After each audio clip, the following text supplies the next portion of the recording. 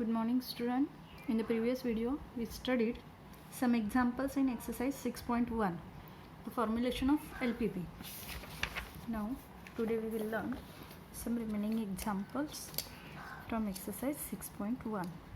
So, see, up to example number 4, we complete these examples in the previous video.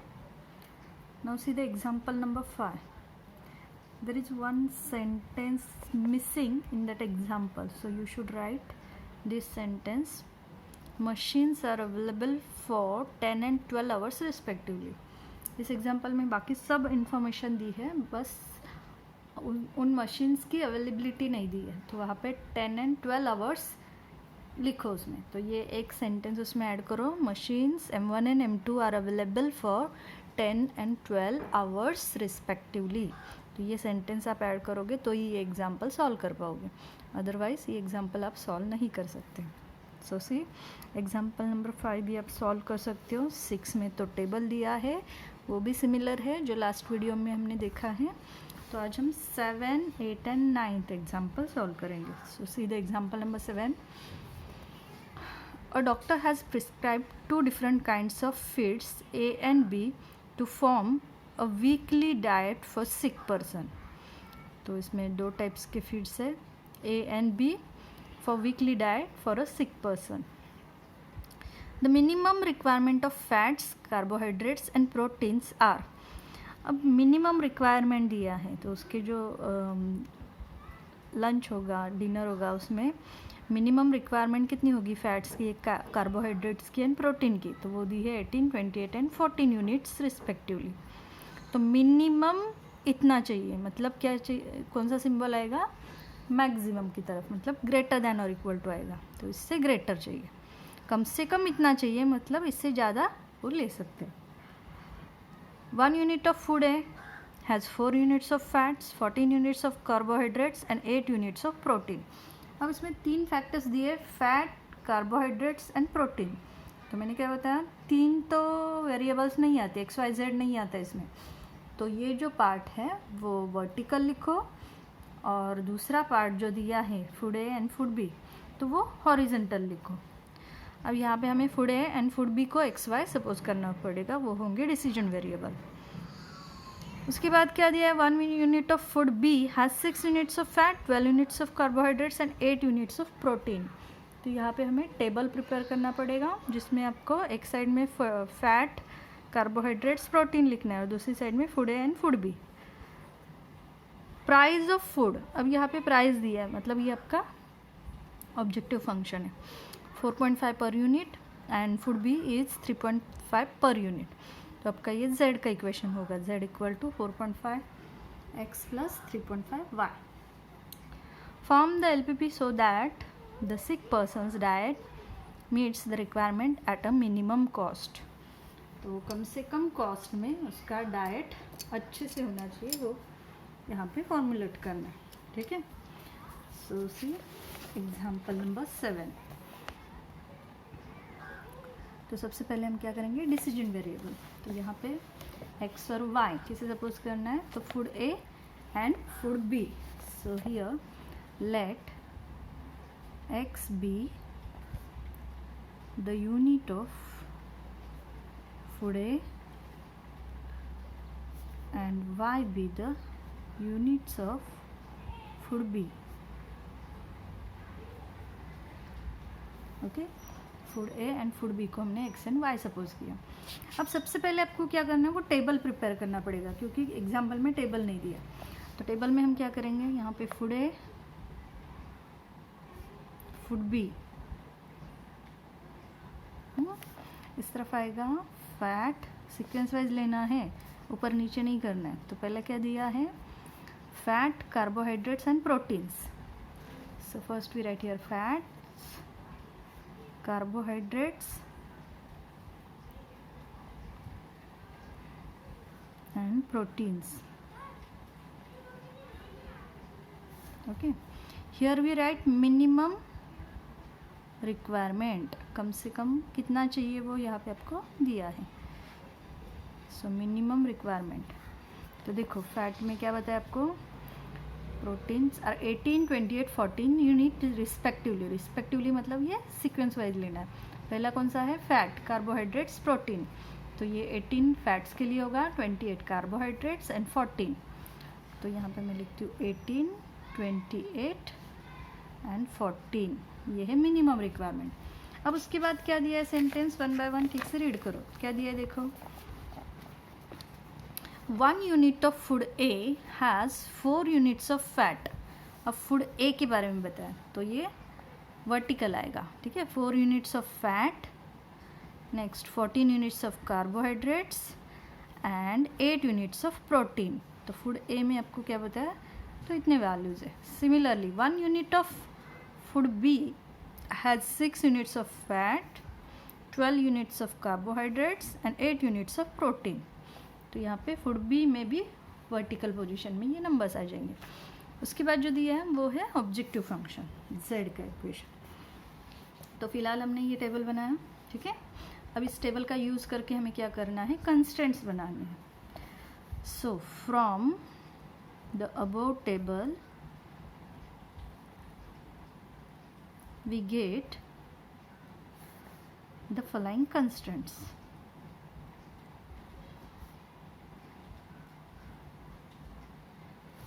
ठीक है, तो देखो minimum requirement है, मतलब कम से कम इतना चाहिए, मतलब सिंबल कौन सा आएगा, ग्रेटर दैन इक्वल टू. तो ये तीनों के लिए सिंबल आपका ग्रेटर दैन इक्वल टू आएगा. और मैक्सिमम अवेलेबिलिटी होती तो आपका सिंबल इस तरफ आ जाता. ठीक है, लेस दैन और equal to. So our constraints becomes, here we suppose food A as x, food B as y.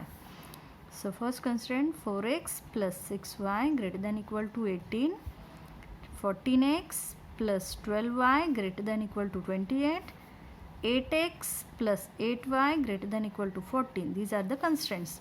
Now we know that number of units of food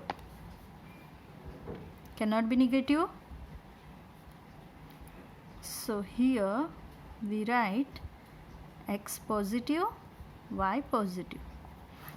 Now the objective function.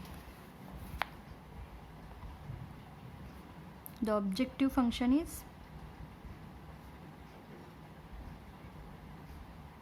अब इसमें देखो क्या दिया है, ₹4.5 per unit of food A and food B है is ₹3.5 per unit. तो A को x suppose किया, बी को y सपोज किया. तो आपका z का इक्वेशन आएगा 4.5x plus 3.5y. So here we get the objective function. Table अगर नहीं दिया है तो आपको टेबल प्रिपेयर करना है, और अगर क्वेश्चन में टेबल दिया है तो आपकी ये मेहनत कम हो जाएगी. सबसे पहले डिसीजन वेरिएबल डिसाइड किया, उसके बाद टेबल प्रिपेयर किया, टेबल का यूज़ करके कंस्टेंट्स लिखे हैं. उसके बाद ऑब्जेक्टिव फंक्शन, जो भी कॉस्ट प्रॉफिट प्राइस दिया है उसका यूज़ करके ऑब्जेक्टिव फंक्शन लिखा. Now the formulation. So the formulation of LPP is, तो क्वेश्चन में हमें क्या दिया है, मिनिमम वर्ड दिया है. So minimise z equal to 4.5x plus 3.5y subject to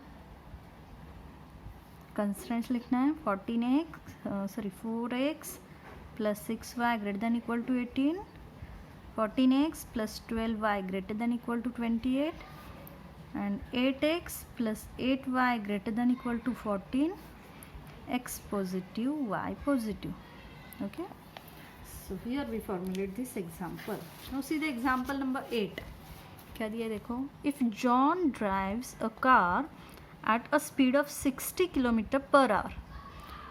John अगर कार ड्राइव करता है 60 किलोमीटर पर आवर से, ही हैज़ टू स्पेंड ₹5 पर किलोमीटर ऑन पेट्रोल. तो उसको क्या करना पड़ेगा, ₹5 पर किलोमीटर स्पेंड करना पड़ेगा पेट्रोल के ऊपर. If he drives at a faster speed of 90 kilometre per hour, the cost of petrol increases to ₹8 per kilometre. तो अगर वो कार की स्पीड बढ़ाता है 60 से 90 के ऊपर करता है तो प्राइस भी बढ़ जाती है, यहाँ पे 5 से 8 हो जाएगी. He has ₹600 to spend on petrol. तो उसके पास कितने रुपीज़ है, 600 है स्पेंड करने के लिए पेट्रोल के ऊपर. And wishes to travel the maximum distance within an hour. उसके बाद टाइम कितना है, आवर्स में है, एक ही आवर है। So formulate the above problem as LPP. अब इसमें देखो प्राइस 3 बार दिए, 5 रुपीज़, 8 रुपीज़, 600 रुपीज़। तो यहाँ पे वो रूल यूज़ नहीं होगा जो हम ऑब्जेक्टिव फंक्शन के लिए यूज़ करते थे। तो यहाँ पे आपको सोच के ठीक से लिखना पड़ेगा। तो क्या करेंगे, सबसे पहले देखो, अगर उसकी कार का स्पीड 60 किलोमीटर पर आवर है तो उसको 5 रुपीज़ लगता है। अगर वो स्पीड बढ़ाता है 90 करता है तो उसे 8 रुपीज़ लगते हैं। उसके बाद टोटल 600 रुपीज़ है और टाइम है 1 आवर।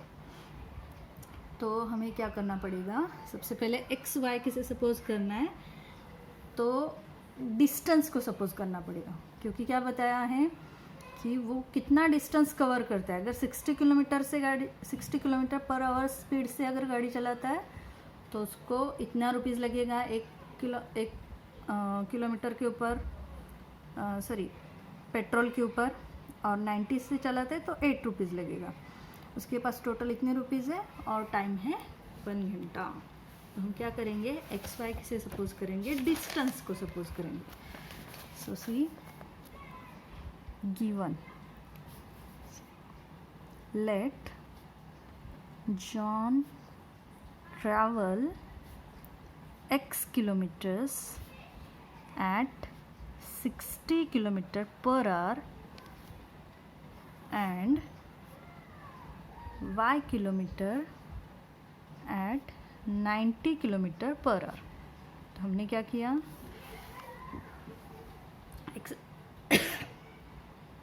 एक्स की सपोज किया डिस्टेंस,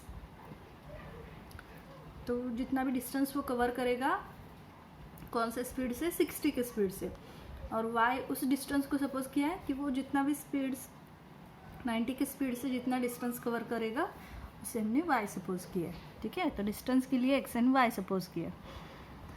अब देखो, सबसे पहले ऑब्जेक्टिव फंक्शन लिखेंगे, या फिर आप लास्ट में ऑब्जेक्टिव फंक्शन लिखोगे तो भी चलेगा। तो देखो ऑब्जेक्टिव फंक्शन क्या आएगा, objective function is z equal to, ठीक है। अब क्या है ऑब्जेक्टिव फंक्शन में, तो डिस्टेंस जो हमने देखा है 60 किलोमीटर से वो जितना कवर करता है और 90 के स्पीड से जितना कवर करता है, तो ये जो डिस्टेंस है वो आएगा आपका ऑब्जेक्टिव फंक्शंस। तो हमें यहाँ पे फाइंड आउट करना है ना maximum distance within an our. तो मैक्सिमम डिस्टेंस फाइंड आउट करना है, तो z इक्वल टू आएगा आपका इक्वेशन x प्लस वाई। तो 60 के स्पीड से जितना डिस्टेंस होगा और 90 की स्पीड से जितना स्पीड होगा डिस्टेंस होगा, वो दोनों की एडिशन। तो ये हो गया आपका ऑब्जेक्टिव फंक्शन। आगे क्या आएगा, which has to be maximised. ठीक है, अब उसके बाद टाइम कितना है, 1 आवर का टाइम है। ठीक है, so here we write he has 1 hour to travel. तो उसके पास ट्रैवल करने के लिए टाइम है 1 आवर का। ठीक है, अब यहाँ पे डिस्टेंस दिया है, मतलब सपोज किया हमने स्पीड दिया है, तो टाइम फाइंड आउट करना है। तो उसका फॉर्मूला हमें पता है, तो डिस्टेंस का एक फॉर्मूला पता है हमें, speed equal to distance upon time, ये एक फॉर्मूला है। तो स्पीड का फॉर्मूला डिस्टेंस अपॉन टाइम है, तो टाइम अगर फाइंड आउट करना है तो ये बन जाएगा, टाइम को इधर शिफ्ट करो, इसको इधर शिफ्ट करो, तो डिस्टेंस अपॉन स्पीड बन जाएगा। ठीक है, तो ये फॉर्मूला हम यहाँ पे यूज़ करेंगे, time equal to distance upon speed. So पहला अगर स्पीड कंसिडर करते हो तो उसमें हमने डिस्टेंस x सपोज लिया है, स्पीड 60 किलोमीटर पर आवर, तो वहाँ पे हमें टाइम फाइंड आउट करना है। तो टाइम का फॉर्मूला यूज़ करोगे d/s, यहाँ पे आपको टाइम मिलेगा x/60। दूसरे स्पीड के लिए डिस्टेंस सपोज किया है y, स्पीड है 90, t सपोज करना है, t फाइंड आउट करना है। Again same formula d/s, distance है y और स्पीड है 90, तो यहाँ पे t मिल गया y/90। और टोटल कितना टाइम है उसके पास, 1 आवर, मैक्सिमम 1 आवर। तो यहाँ पे आपका फर्स्ट कंस्टेंट बन जाएगा x/60 plus y/90 which is less than और इक्वल टू 1 आवर। तो उसके पास ज़्यादा से ज़्यादा 1 आवर है, तो 1 आवर से लेस ये आपके टर्म्स आ जाएंगे। नाउ द नेक्स्ट, उसके पास रुपीज़ कितना है, टोटल 600 रुपीज़ है। So he has ₹600 to spend on petrol. Okay, तो उसके पास टोटल 600 रुपीज़ है।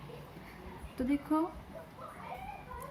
हमें यहाँ पे बताया अगर वो 60 के स्पीड से चलाता है तो उसे 5 रुपीज़ लगेंगे, और अगर वो 90 के स्पीड से चलाता है तो उसे 8 रुपीज़ लगेंगे।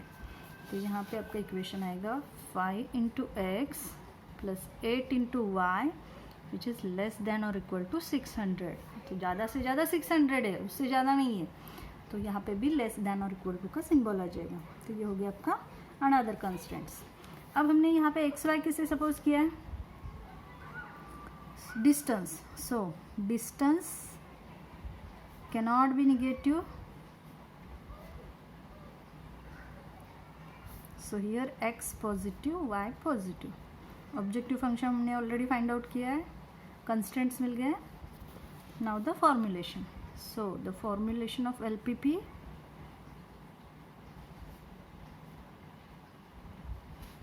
मैक्सिमाइज वर्ड है या मिनिमाइज, तो maximise. So maximise z equal to X plus Y and subject to first constant है x by 60, y by 90 less than और equal to 1 and second 5x plus 8y less than और equal to 600, x positive y positive. ठीक है, थोड़ा सा confusing है, एक दो बार क्वेश्चन ठीक से रीड करो तो आपको इजीली समझ में आ जाएगा। और यहाँ पे हम ये फॉर्मूला यूज़ कर रहे हैं, स्पीड, डिस्टेंस और टाइम का formula. So here we write the answer of example number 8. Now the example number 9. See, example क्या है, the company make concrete bricks made up of cement and sand. तो company है कौन सी है, BRICS बनाने की, कॉन्क्रीट ब्रिक्स जो buildings के लिए लगते हैं वो उस टाइप के ब्रिक्स। तो उसमें क्या चाहिए, उसमें कॉम्बिनेशन किसका है, सीमेंट का और सैंड का। The weight of a concrete brick has to be at least 5 kg. तो उन्होंने कॉन्क्रीट ब्रिक्स का वेट कितना बताया, कम से कम 5 kg। सीमेंट कॉस्ट ₹20 पर kg, सीमेंट का कॉस्ट दिया है, सैंड का कॉस्ट दिया है ₹6। Strength consideration dictate that a concrete brick should contain minimum 4 kg of cement and not more than 2 kg of sand. तो वो जो ब्रिक्स बनाने तो उसके लिए कंडीशन क्या दी है, कम से कम 4 kg सीमेंट होना चाहिए और 2 kg सैंड से ज़्यादा सैंड नहीं होनी चाहिए वहाँ पे। ठीक है, formulate the LPP for the cost to be minimum. तो यहाँ पे कम से कम कॉस्ट में कैसे वो ब्रिक्स बनेंगे वो हमें फॉर्मुलेट करना है। अब यहाँ पे दो फैक्टर क्या दिए, सीमेंट एंड सैंड। सो यहाँ पे हम सपोज करेंगे decision variable, let x kgs of cement be used and y kgs of sand be used। ठीक है, तो सीमेंट जो लगने वाला है वो x kgs में लिया और सैंड जो लगने वाली है वो y kgs में लिया। अब देखो फर्स्ट क्या बताया, The weight of concrete bricks has to be at least 5 kg। अब ब्रिक का वेट दिया है 5 kg, तो हमने यहाँ पे x और y किसे सपोज किया है, सैंड एंड सीमेंट के लिए। अब यहाँ पे टोटल ब्रिक्स का वेट दिया है, मतलब इसमें सैंड भी यूज़ होगा, सीमेंट भी यूज़ होगा, तो दोनों का वेट एटलीस्ट 5 kg चाहिए। एटलीस्ट 5 kg मतलब कम से कम 5 kg, मतलब 5 से ज़्यादा होनी चाहिए। So the from above information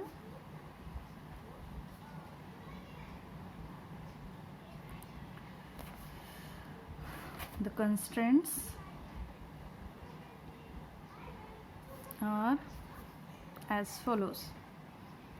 ठीक है, तो इन्फॉर्मेशन का यूज़ करके हम कंस्ट्रेंट्स बना रहे हैं। तो सबसे पहला कंस्ट्रेंट आएगा, ब्रिक्स का वेट दिया है जिसमें सैंड और सीमेंट दोनों यूज़ होगा और वो होगा एटलीस्ट 5। एटलीस्ट 5 मतलब कम से कम 5, मतलब 5 से ज़्यादा। तो पहला कंस्टेंट आ गया x + y > 5। उसके बाद क्या दिया है देखो, सीमेंट कॉस्ट ₹20।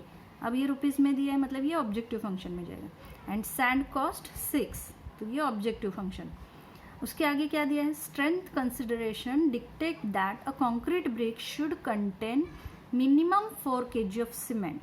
मतलब जो ब्रिक्स बनाने हैं उसमें आपको क्या दिया है कंडीशन, कम से कम 4 kg सीमेंट होना चाहिए।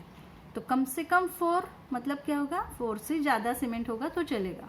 तो सीमेंट के लिए x है, और कम से कम 4 मतलब आपका इक्वेशन आएगा x greater than equal to 4। And not more than 2 kg of sand, और 2 kg सैंड से ज़्यादा सैंड नहीं होनी चाहिए उसमें। सो नॉट मोर देन मतलब क्या होगा, ये उल्टा आ जाएगा, लेस देन और equal to 2 kg of sand. Sand के लिए y है, तो 2 kg से ज़्यादा नहीं होनी चाहिए, तो इसलिए लेस देन और इक्वल टू 2 kg। तो ये हो गया आपके कंस्ट्रेंट्स। देखो ये दोनों की इन्फॉर्मेशन डिफरेंट है, इसे कंबाइन नहीं करना है। यहाँ पे क्या बताया, सीमेंट जो है वो 4 kg, कम से कम 4 kg होना चाहिए, और सैंड जो है वो ज़्यादा से ज़्यादा 2 kg होना चाहिए। तो ये दोनों कंस्ट्रेंट डिफरेंट है, इसे कंबाइन मत करो। अब ऑब्जेक्टिव फंक्शन तो हमें पता है, तो सबसे पहले यहाँ पे ये लिखते हैं, एक्स एंड वाई किसे सपोज किया हमने, sand and cement. So number of units of sand and cement cannot be negative,